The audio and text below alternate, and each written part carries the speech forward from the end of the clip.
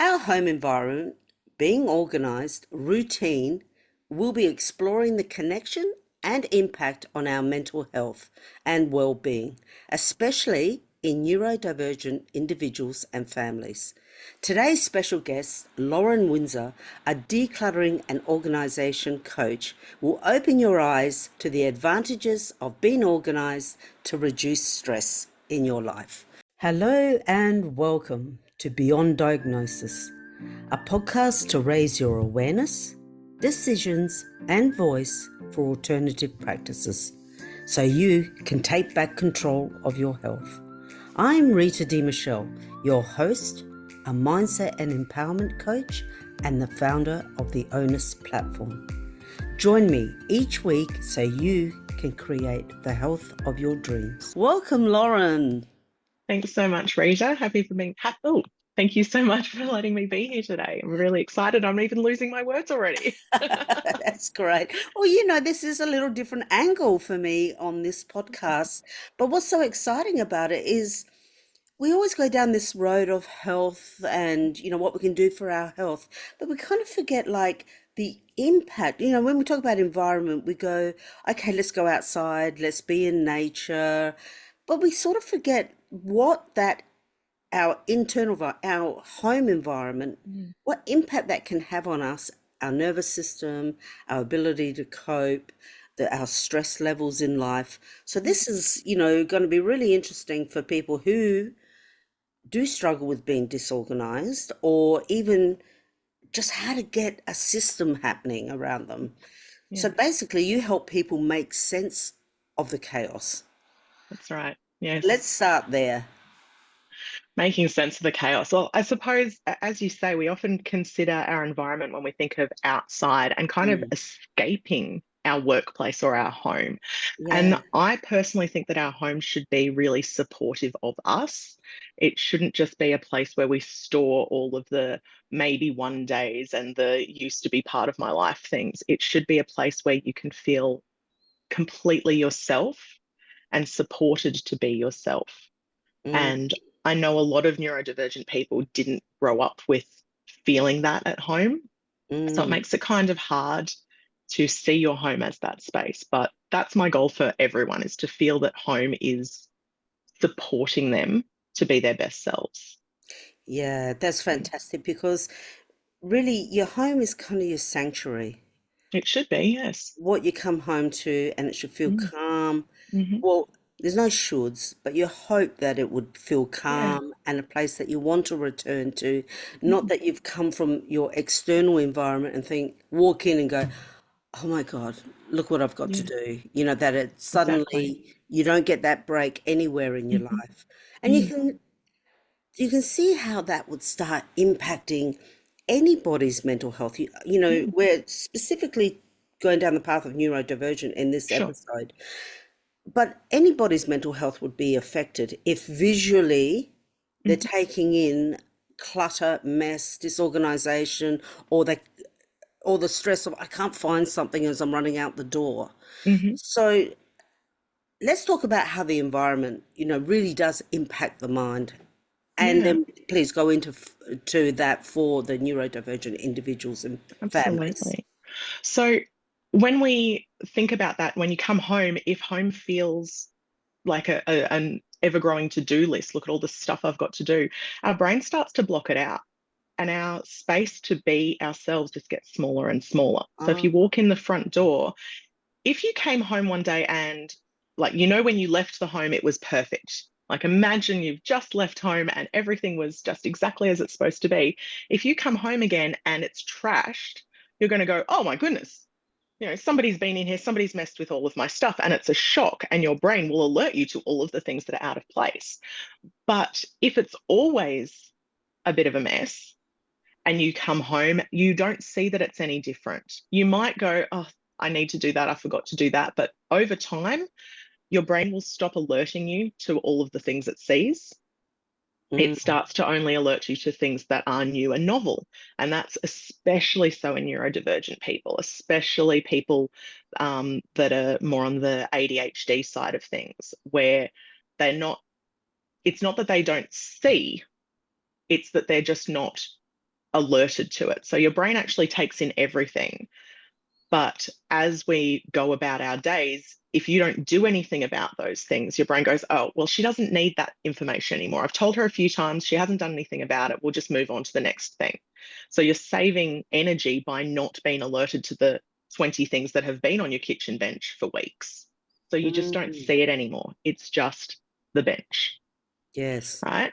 So that means that you don't act, when you think I'm seeing kitchen bench, you're seeing kitchen bench with some dirty coffee mugs, with last night's dinner plates, with groceries that are still in the bags that you haven't put away. And that is overwhelming, but not alerted to you. So you no longer think to do anything about it. And as that builds up around your whole home, the space you have to actually think and feel clear and peaceful is getting smaller and smaller. Because instead of being, I've walked into my living room, I've walked into my kitchen, and I've got all of this space, Mm. you've walked into those spaces, and the part that you're actually seeing is smaller as the clutter builds. That Yeah. sounds, it sounds Do you start to feel a like, little bit tense just talking about yeah, it? it feels Like you're tense. feeling a bit Yeah, claustrophobic? absolutely, Mm-hmm. absolutely. It feels Mm-hmm. tense. It feels minimizing. It Mm-hmm. feels constricting. And Yeah. it also feels like how we can have a pattern of doing something or observing something Mm-hmm. and how quickly it can become our new normal. Yes. And so often I hear clients and potential clients say, no, no, I like all of my stuff. I need all of that. Like, I've it's heard part of my that. creative process. I Yeah. like to have my things around me. And I get that because it's part of the comfort that we've built up. And especially like that armor that Mm, you build and the masking that we've often talked about in neurodivergent people, that it's part of who you present to the world. mm, And some of that sort of creative clutter, I think, comes from stories we've been told that, you're messy or you're disorganized, which a lot of neurodivergent women heard growing up. mm, And, there are reasons for that. But if that's part of your identity, that actually, no, I'm going to, as an adult, I get the choice now and I'm going to cut myself some slack. And maybe I just function better when the place is a mess. I understand why a lot of people think that, but you do actually function better when you've got space to think, where you've got clear space so that you can create whatever your creativity is, mm, food or writing or painting or whatever your creativity is. If you have a clear space to begin with, then you can really hone in on the thing you want to be doing and not be distracted by last week's project, or the thing that you bought 1,000 pieces of some art style that you've never tried, but you bought the best of the best and all of the things before you start to do it. And I see that a lot, and I love that about working with these sorts of people, is that there is so much passion and so much creativity, and I want them to feel supported to do those things, mm. right? And we can't do that if you can't see it, if you forget that it's there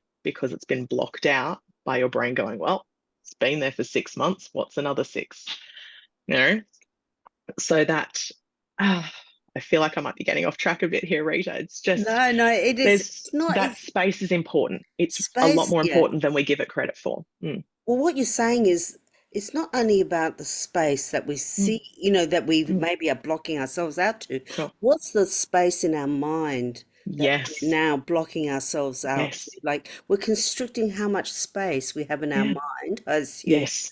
And that means the amount that we can take in Mm, and learn mm-hmm, something new or mm-hmm, experience something new, all of a sudden, I would assume would suddenly mm. go into the too hard or overwhelmed basket Yes, because, exactly. I've only got this narrow Yeah. space left in my brain or Mm, my memory or my mm-hmm, mind, whatever, to mm-hmm, cope with this. mm-hmm. So, Yeah. it is on track. Yeah. I mean, I Yeah. came from an art background and, Mm, my art studio wasn't necessarily that tidy, but I know what you mean. I've walked into many houses of my friends who are mm, artists or mm, collectors mm-hmm. or anything, and I just go, Wow, this looks like a secondhand store. You couldn't put something Yeah, anywhere else. Like yeah, honestly, you'd fit a toothpick on the counter, yeah, and that's all you could. It's yeah. it's too overwhelming. Yeah, and there are ways to do that. Like I'm not advocating for extreme minimalism. I don't think that that's I don't think it's possible for No, most well, you got to people. show your personality. You do. You have to show your personality. And like I said, I want your home to feel supportive of you. It needs to represent you. And Yes. most homes do actually represent us, whether we like it or not. If the home is cluttered, it's often a sign that there's a lot of clutter going on in your mind. That doesn't make you a bad person. It makes you an overwhelmed person. And like you said, the clutter around us, it is affecting our minds. Our brain Mm, is seeing all of it. It's just not alerting us to it all the time. And as that space that we actually see gets smaller, the space we have in our brain to focus and to learn and to grow gets smaller as well, because it's absolutely. been taken up by all of that stuff that we Yeah. can't use. And that's really why I got into this space, was because when I was at my worst, I have a history of depression and anxiety. And when I was really at my worst, I couldn't deal with the things going on in my head. It's too much. I can't see it. There's too much going on. But I can deal with something physical in front of me. I can Mm, pick that thing up and move it to a better spot. I can improve these things in small ways. And the really cool part, Rita, was that as I did that, I started to be able to clear space in my mind. So the mm, more space I beautiful. could see in front of me, the more space I had to work with stuff in my mind. And then I could start to see patterns in my behavior and in my decisions that I could apply not just to the physical stuff, but also to ideas and stories and thoughts and all of the clutter running around in my head. Mm. And it's not something that you can just go, oh, well, now I don't have clutter anymore. It's a lifelong work in progress, but the changes did happen pretty quickly once I started working in that mindset, and they get easier and easier as you go along. That's Mm, such good points there. And you were also saying mm, um, before when we were speaking about how it's the reverse. It's not only that our environment affects us, but how our mind yeah, actually starts to affect our environment and absolutely. the impact of that. Can you just speak a little bit about that? Yeah, sure. So I think it's true for everybody that if we've got a lot going on in our minds, we don't have the time or energy or mental capacity to deal with our physical environment to the Mm, same level as we would if everything was easy in our brains. yeah. And people who are neurodivergent, especially neurodivergent women, have such busy brains. Like, I'm pretty sure I've seen research that shows that there's literally more going on in neurodivergent brains. Like, there's more things firing. I'm sure you have had guests that can speak better to that than I can, but like your brain is literally busier Mm, than a neurotypical person. yes. And so, with already so much going on in your brain, it can be really difficult to take on extra things to maintain a space. But I also see patterns, and I don't know where the medical side of this is, if there's any research in it, but I've seen patterns in neurotypical women, especially girls, like young, so sort of teenage girls. And I'll share a story with you about this because it really speaks to how a clean space or a tidy space can become messy very quickly and without them noticing. So I was working with a family, and one of the children in particular was a teenage girl, Mm, and the one of the matriarchs of the family was getting especially frustrated. Like she felt like this person was intentionally making her life difficult by, always having rubbish in her room. There's art projects everywhere. There's like, lolly wrappers. The place, according to matriarch, was a disaster, a pigsty. She's lazy. She's doing it to piss me off. Like all of these stories were coming out of her, and I was like, okay, teenagers are teenagers. Maybe she is, but let's look at this. And yeah. so I worked with the girl for a while, figuring out, where her habits were and what was important to her and what things might be taking up space that she doesn't actually need, and letting her control. It's always about the individual being in control, what can be gotten rid of and how we can set up the environment to make it easier for her. And as we worked, I watched her do something, and I saw this happen a few different times. So she saw her favorite notebook. Now, her notebook might have been up on a shelf across the room and she had to sort of climb over stuff to get to it, but something caught her attention. She saw her favorite notebook. So she'd grab her notebook and come and sit back down on the floor and open to a new page, and something has sparked in her. She's got something interesting that she wants to write, or maybe she just wanted to test some pens. Doesn't matter. That's where her brain went. So nothing else exists. It's just her and the notebook. And then it's just her and the notebook, and I need a pen. My favorite pen is in that pencil case. So throw everything out of the way to get to that pencil case, open the pencil case and empty it out, grab favorite pen, take the lid off, drop the pen lid, and do what she wanted to do in her notebook. Mm. So that process, every step of the way, there is more mess being made, but she is completely oblivious to it. She's in this beautiful, magical world where all that matters is her creating something. And I love that about this type of brain, is that you can create these wonderful things and block out the rest of the world when you need to. But the downside of that is the collateral damage, the fallout that happens. Yeah. Because what was happening, even just with that pen, the pen lid comes off and she drops it to the ground. And of course, I can see it and I can see everything that was around it when it hit the floor. But in her mind, it has vanished. It She's is completely, hyper-focused. She's she's so focused. hyper-focused Yeah, on what she's doing. yeah, exactly. And that pen lid has disappeared. It's like there's a black hole at the end of her fingertips, and once it's gone, it's gone. Mm. And I saw it happen with like a lolly wrapper. She'll find a lolly, she'll open it, lolly wrapper vanishes. Right. Yeah. And then we come back to that idea of like we don't see the kitchen bench anymore. Sorry, we see kitchen bench when really there's kitchen bench plus all of those things. For her, bedroom floor was just bedroom floor. The fact that there's lolly wrappers and pen lids and half finished art projects, she doesn't see those until she's specifically looking for them. If the Mm. hyper focus becomes I'm looking for all of the pen lids or I'm looking for all of the lolly wrappers, she can find them easily. But if we walk into the room and I say, what's going on here? She's like, I don't know. What do you mean? You can So, walk across yeah. all of the rubbish and not even notice it because Yeah. her brain doesn't see that anymore. Her brain sees floor. Yes. And I So, find that really fascinating. what I find really interesting in Mm, what you're saying there mhm. is things drop out of their awareness. Yep, Things have dropped gone. out, and Yep, that's why the mind can impact our environment. correct. So, how, and with most neurodivergent Mm, um, individuals, usually being in control, having some form of control helps not to create mhm. anxiety or overwhelm, Yep. things like that. Yep. How do you help them Mm, through your system mhm, uh, come into their awareness?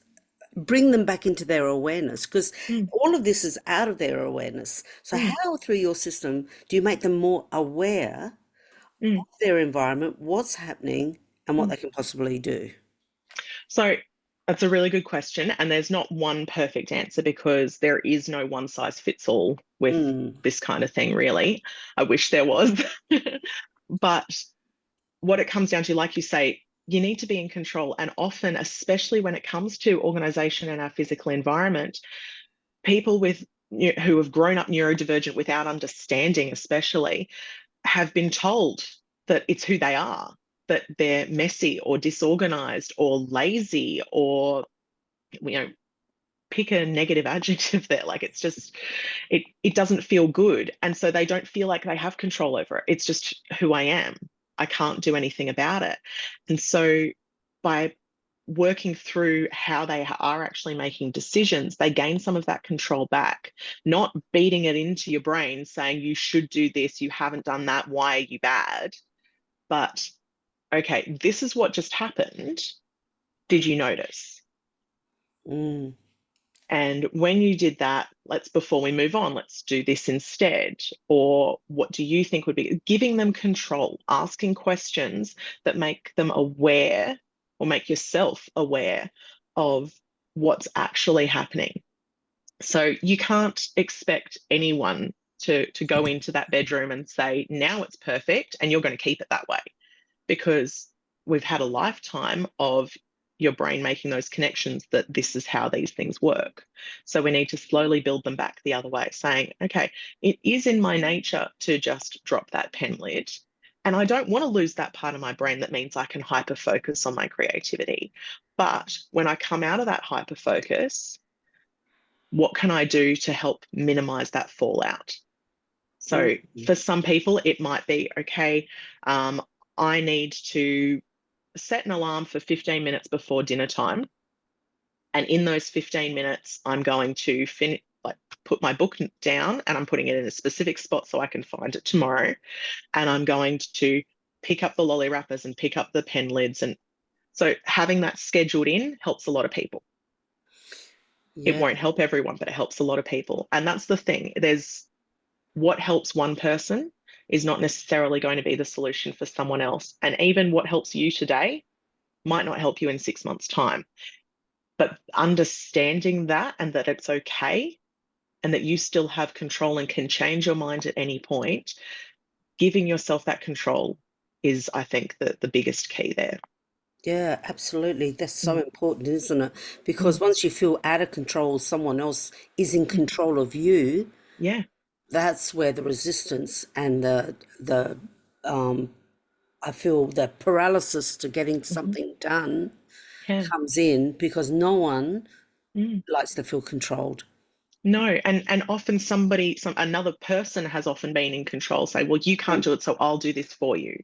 And then, well, you don't have the opportunity to learn how you do it, but also you don't have any control if they take things away, which often happens, or if they've put things where it doesn't belong, or they've mistaken something for rubbish that was actually very special to you. You lose control in those aspects. But also, if we are told that that's just how we are, and we've decided this is just how my brain works, and I just have to suck it up and deal with the fact that I live in a pigsty because that's what mum always told me I did, or whatever it might be that is the story in your head, even if there's no other person that is in control, you feel like you're out of control because this condition is taking over instead of it being a part of who you are, and giving yourself permission to be yourself and love yourself Mm. and work with yourself. Yeah, exactly. Because once you know, when someone criticizes you for being the way you are, it Hmm. just doesn't touch your mind like what we've been talking about. It Mm. actually goes straight to the soul, to the Yeah. very essence of your Mm. being. And that's Yep. where people just go, no, I'd Mm. rather stay a mess. I'd Hmm. rather live in this mess. I'd rather be disorganized than Hmm. have you tell me what to do. Yes. So, Yeah. A so huge rebellion. Hmm. yeah, absolutely. So how important would it be to, and do you help them set up a schedule? Because that's usually a schedule is something that is resisted the most. Like doing Yeah. the same thing every day is considered Yeah. boring. Boring. Yeah. Yeah. Is that So something you do? I can, and I do for some people. For some people, schedules work really, really, really well. For some people, a schedule is instantly boring and there's resistance, probably because we've tried schedules before and they didn't work. Um, Schedules can sometimes work better in like a team situation, as in like a whole family. So when somebody is struggling to do something, there's a bit more incentive to carry forward. Um, but for individuals, often a schedule is resisted because, like I said, like you said, it's boring. I don't want to do the same thing every day. There's often a lot of rebellious attitude. You can't tell me what to do. And sometimes, like, that's the schedule they're talking to. You can't tell me what to do, or past me, you can't tell me what to do. And so I have a friend who likes to say, I don't like being told what to do, even by myself. So Wow. the concept of a schedule or a routine, like a list or something like that, can feel very restrictive. So we can play with that idea though. We can have thing like a could-do list. Here are some things I could do when I have the energy to do it. We can gamify it a little bit. I have a few friends, and my daughter in particular loves writing her to-do list and then tearing it up into little strips and putting it Mm. in a jar and pulling it out. So like she does lucky dip chores. And making it fit you rather than you having to fit this system is what's really important to me, because for most people we're told this is how you're supposed to do things, this is how you're supposed to get ready in the morning, this is how you're supposed to um, you know clean a house, this is how you're supposed to function in the world. And we're increasingly finding out that that's just not going to work for a whole lot of people, that Yes. trying to fit in that perfect little, Stepford wife box doesn't work. And the more you try and squeeze yourself into those boxes, the more you're squishing down that brain that could be so wonderful and so satisfying and so fulfilling, but it's not, because you're just being crushed. Yeah, Yeah. absolutely. Another thing that around all that would be, Mm. I guess, the sense of time management, like Hmm. how long this is actually going to take and Hmm. how much time is this going to take away from what I actually wanted to be doing? Hmm. Hmm. Hmm. Because the sense of time, I think, is a little distorted sometimes in people Yes. with ADHD or, Hmm. people who are neurodivergent. Yeah. So when it comes to setting goals Hmm. and time management, Yeah. how do you help them with that? Because, Hmm. do you break it down from like, look, here's a monthly goal, or Hmm. and then we break it down to a weekly goal, and here's your daily goal, and these are the kind of tasks you can do in each, Hmm. Hmm. so they don't get that decision paralysis. I Yeah. just, I've got all this to do. Look at all of this in front of me. I've got Yeah. no idea where or how to Yeah. start, Yeah. and how long is it So, going to take me? yeah, absolutely. So, a lot of people I've found do know what needs to be done. It's just like you say that, but it's going to take me forever and I don't have time is a very common response. Mm, Often it's, I'm the only one who cares about it. So, there's no sort of external support or accountability to get it done. So prioritizing is a big issue. So the time management, the prioritizing, and yes, we don't see the big mess like we've discussed, but they know it's there. Like they know mm, that they want less stuff. So yeah. it's not that you don't know what needs to be done. It's just figuring out exactly where to start, or having the energy to start, and that sort of momentum, Mm, sorry, yeah, kicking off that momentum. Once yeah. you're in the zone, I've seen people plow through for hours and not even notice and get some incredible results, but that kickstart is really hard. Mm. Um, The you know, I, motivation to do it. Motivation and transitioning from normal to this new activity, you want to have, I need to have all the tools ready. I'm going to go and buy a whole lot of storage containers and labels, and I probably need to do, you know, some 15-hour course with an expert to tell me exactly what font to use on my labels or something. Like you want all of the ducks in a row before you start, and then you've run out of energy before you begin. Yeah, so there's a lot of things at play. And for some people, having, okay, my goal is up here, and that's really unrealistic to get there today. So is that realistic in a week, a month, a year, whatever? And then, yes, like you say, breaking it down to what's something we can do today. Alternatively, because often even that, like, what is my goal, can be too overwhelming to think about. So we just Mm, go, what would be a little bit better than right now? So mm, I worked with a like that. woman once who insisted she actually didn't need my help. Her family had called me in, and I said, look, if you don't want my help, that's totally fine. I'm not going to push myself on anybody. Support needs to feel supportive, right? So I said, but why do you think that your family wanted me here? And she said, well, they think I've got too much stuff. They think it's too messy, and they think it's dangerous. And I said, okay, what do you think about that? And she goes, I think I'm fine. I've got a pathway from my chair to my fridge and to my bed and to the toilet. And that was literally all there was. There was a pathway through the clutter to get to those most important places in the home. And I said, okay. So if you're comfortable with that, that's totally fine. But do you think it would be easier for you to get to those places if that pathway were a little bit wider? And she thought about it and she goes, well, yeah, yeah, that would make it easier so I don't bump into things or trip on things and that kind of stuff. And I'm like, cool. So I didn't go into that house and say, well, you know what? There's too much stuff here. We're going to get rid of all of it. And the goal for you is to not have anything on the floor ever again. That's too far from reality for her. And she would have shut down very quickly. For her, just a little bit better, just a little bit wider footpath, or just a little bit more space on her table so that she can use a bigger dinner plate or can fit another coffee mug. And progressively, we get a little bit better.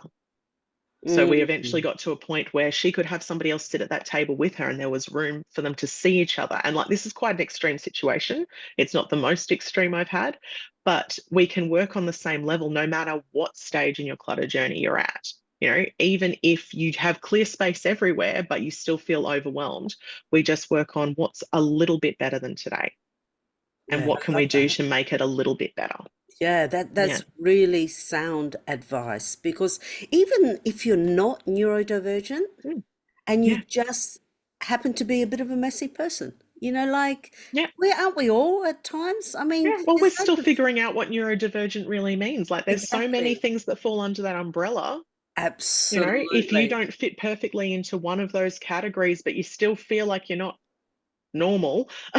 Yeah, I don't whatever know that if is. people can see this normal with, inverted commas. Um, like, we're still figuring out how human brains work. There's so much there that we don't understand. So I personally think that the things that help neurodivergent people help all people.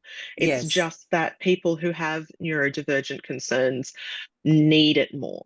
They yes, struggle more without that support. And it all comes down to gaining that control for yourself, um, not in a controlling way, but having that your own power, giving that power absolutely. back to yourself and having the external supports that you need to get to that point. So for a lot of people, if you are very overwhelmed and are not finding those triggers to help you get started in these things that work towards a clearer space, you need something external. And it could be an alarm. I use alarms and things all the time because that helps me. So it could be an alarm. It could be setting up, I don't know, play dates or something. So you need to have that space clear before your friend and her kids come over. So Mm. having some sort of external accountability, hiring a regular cleaner. Not somebody to tidy up for you, but if she's like, I have a cleaner that comes in and does my floors and bathroom. In order for my floors and bathroom to be cleaned quickly and easily in the time that she needs to not have to go around stuff. So everything has to be picked up. Yes. So having these little things that help, whatever it is that helps you in your situation to get a little bit better than yesterday. And that Mm. actually, without people realizing it, can Mm. reinforce routine because if you're Yeah. having a cleaner or Hmm. a play day, Hmm. people Hmm. coming around weekly, Hmm. then that time weekly you're Hmm. doing that cleanup so you can slowly build Yeah, on that. It's about that's starting it. small. I mean, Always start what I small. Yeah. love so much about your advice is that you're really about, I thought we were going to actually have this episode about, well, you set up all your boxes like this, so not except Hmm. like a, very much a Marie Kondo is it? Yeah. I thought it was Yeah. going to be a bit of a Marie Kondo session, but Yeah. what you're doing is you're actually really helping people and Hmm. seeing the person Mm. for who they are and where they're at, Mm. and not trying to bulldoze them into something else and leaving the person feeling like their whole life has just been stripped away from them. Because what Yeah. people don't realize is if, and this may not be Yeah, totally please. relevant here, but if you are a hoarder and Mm. someone in and just bulldozes everything out your Mm. house, well, Mm. then I don't really understanding the emotional impact of they've just taken your whole life Hmm. away because so many Mm. people put their Mm. identity in Hmm. collecting all of that Yeah. stuff. And I believe it actually makes the problem worse. And it is definitely on track, Yeah. that part of the conversation, because yes, if we have everything taken away. And there are some days where even I, but lots of people I know have said, I really wish that I could just throw it all out and start again. And I understand that, but that's, it's not going to help because the habits that got you to where you are still ingrained in you. You Yes. know, it's not going to help to just go in and clear everything out. It looks great on TV, it looks great on before and after shots on Instagram, but it's not realistic because you will go back to that and probably worse. It's kind of like the old yo-yo dieting. Yes. If you do a very extreme drop in weight, you're probably going to go gain back more than you lost unless you change your habits to get you there. And Yes. the same is true with clutter. And that idea of, like you said, you were expecting a formula that's you do this and then this and then this, and they do work. And again, like crash diets, they do work. You can do those things, But but can are you they going to, sustain it? can you sustain it? Exactly. And most people can't, not for Mm. the long term. And that's the other thing. Like, we need to make sure that when, you know, it hits the fan and life always happens, something's going to go wrong. You're going to be sick or um, something goes wrong in life that you don't have the mental capacity, the physical capacity, or the time to maintain those habits you built. So, how do you get back to it after hitting a roadblock? And if Yes. you've had everything perfect and something else is keeping it perfect for you, but you hit that roadblock, you need to know how to get back on top of things. So Yeah. you really come in and help people not only on the physical side, but Mm, also with their mental health, with their ability, or even with, it doesn't even have to be mental health, with their mm, behavior changes. yeah. So Yeah. that needs to happen to be able to maintain Hmm. Hmm. a more ordered environment, because Absolutely. the Yeah. habit that made it disorganized is Yep. still there. If you come Exactly. along and just, say here, put all your small goods in this box and then put all Hmm. these bigger items here and put the, Hmm. are you going Yeah. to do that if your brain is still wired to have Yeah. everything around you? Yeah. If you put things where I tell you to, like if I say you're going to set up your house this way and it's just like a mirror image of my house, if that's not where you're going to look for things, you're likely to just go and buy another one.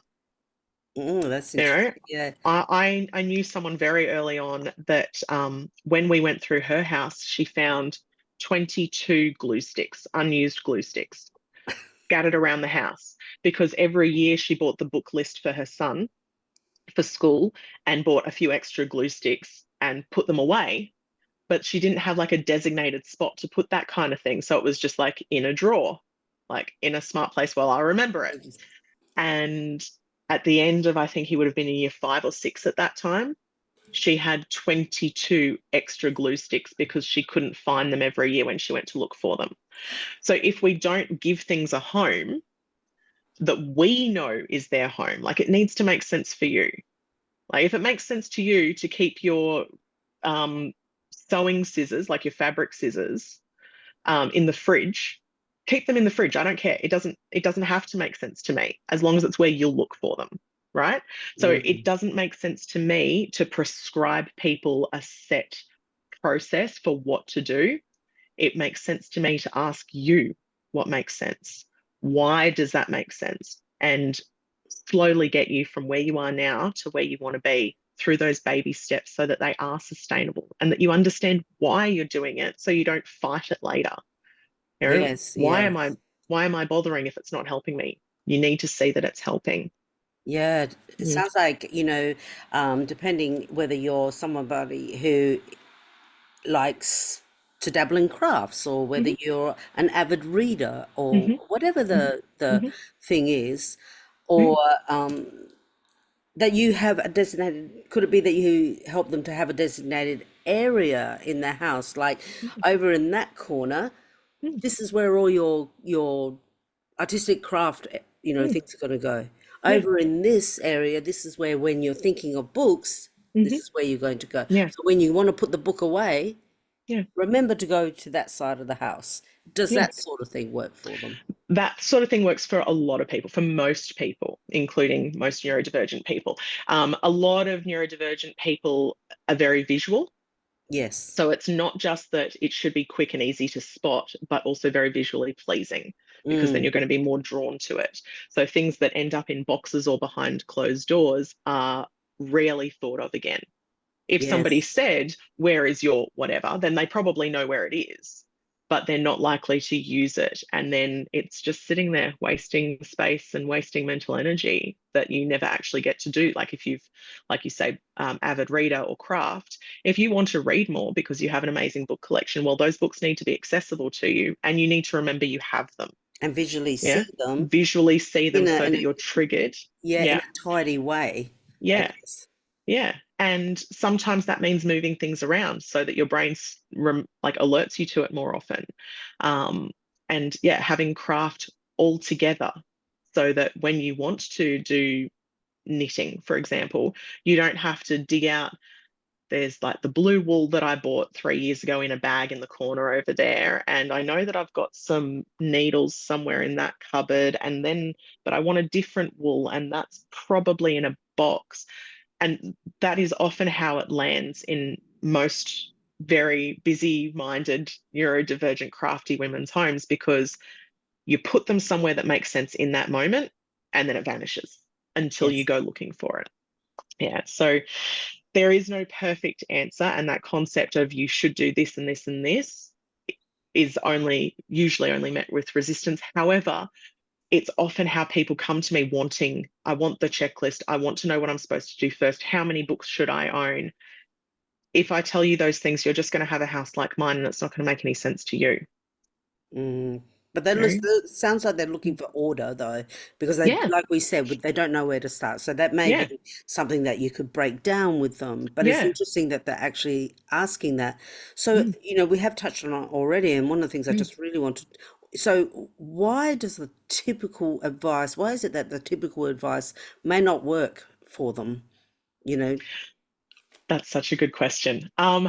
There's probably a lot of things at play. I think a large part of it is that rebellious nature. Like, you know, if you were told many, many times growing up that you had to make your bed and you had to put your shoes in this spot, and your brain meant that you kicked off your shoes and ran to do something else when you got home, and you're bad for not putting them away. As you get older, as an adult, you're now, well, I can put my shoes wherever I want, you know? And so there's a bit of rebellion going, I don't have to do it your way. I don't have to do it the right way. And even when you're going looking for those right ways and that you want to have the tidy space and everything, there's still a part of you that's going, but that's not me. It doesn't make sense to me. And every time you forget to put your shoes where they're supposed to go, you beat yourself up for it. So it's that rebellion, and for lack of a better word, there's like some self-hatred happening there. Like you're fighting against your brain because mm, it's not easy to do it the right way. Um, I think that's the biggest reason that it doesn't work. But mostly it's because it's not been set up for somebody who is going to kick off their shoes and forget they exist. You yes. know, it's not set up for that, because we're told, well, um, when you get home, you take off your shoes and you put them in the shoe rack.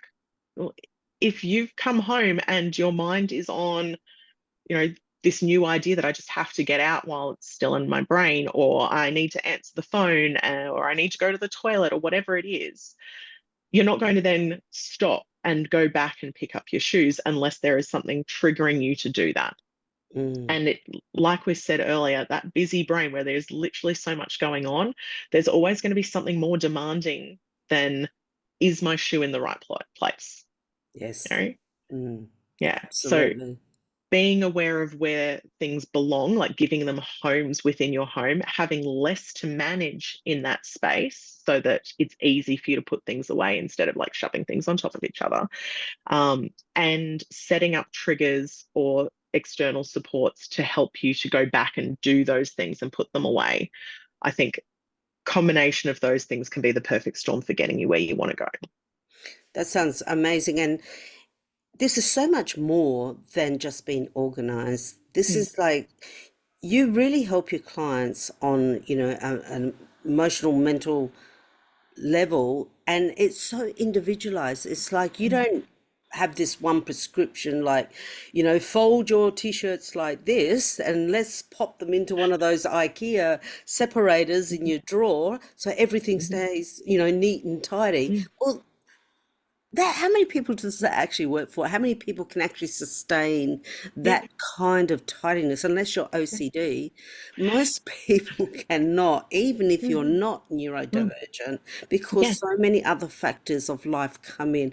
And I really love it that you really see the person for who they are, mm, what they're experiencing, and then formulate how to help them in a yeah, very respectful and organic way, honoring who they are instead of trying to change them to fit into a mold of this preconceived idea of what society has for being organized. mhm. Someone's house can look so much more overwhelming to someone else, but to them, it can still be organized from Functional. Yeah, and function from yeah, maybe what it was. yeah. So Oh, can you just to finish up today? Can you, because you have just recapped. I was going to ask what are the three benefits of oh. being organized, but you have kind of Sorry, just got gone ahead of over you. that, which is no, that's brilliant. What's one actionable step that someone can do today that's not going to overwhelm them? That they can just go, you know what? I've just listened to this episode, and Mm, I really want to take action on what Lauren has been saying, mhm. but I need it to be simple. Yeah, yeah. Always has to be simple. We want to go with as minimal effort. And Mm, I will answer your question in a moment. But firstly, thank you for seeing um, that about what I do, because it is absolutely an individual process, and that's what I aim for, is not to make everyone's house look exactly the same, or and I certainly don't agree with more products are going to make you more organized. I think less is definitely more in terms of steps. We want as few steps from, now to next as possible. And yes. so if folding every shirt in the exact same way and in the exact same size and buying a new container to fit your exact, And all color coded. that's just so many steps. And it's fine. Like I quite like how that looks, and my drawers do look a little bit like that, but that's where my level is now. My kids, as long as their clothes are clean, I do not care what their drawers look like. Mm, So if in your home you're going from I can't tell which clothes are clean and dirty to trying to have the happy folded color coordinated drawers, that's too much of a leap. We just want a little bit better than today or better than yes. yesterday. So Mm, setting up a system so that your clean and dirty clothes are in separate piles. That if that's all we can do today, that's brilliant. Do that. yeah. So I suppose to answer your question, what's something that you can do immediately? Um, I would definitely start with trying to find just that tiny difference, whatever it might be, what is overwhelming you, and how can you make it just a little bit better? It might be, you know, stacking the dishwasher. Even if there's still going to be a heap of dishes left out, just doing one load. If one load is more than you did yesterday, do that. Just do one little thing. But for most people, regardless of where you are in your clutter journey, I like to recommend women start with their bedside table. And I say this Mm, because it is a space that is just for you, usually.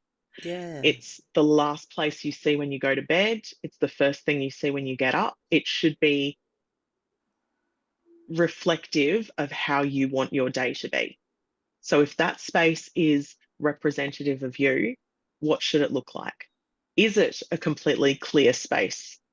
Do you have a lamp or the book you're reading? Do you have a beautiful mug or a glass that you have your water or coffee in? Do you keep a beautiful photo there? Or is it, piled with 20 books that are collecting dust because you've been telling yourself you're going to read them, but don't? That's usually my guilty spot there. I often find that. Um, but no matter where you are in your clutter journey, start with that and see what you get out of it. You don't have to spend hours. You can just spend 5 minutes going, is that really what I want to see first thing in the morning? is that really what I want to see before I go to bed at night? And how can I make this space just for me?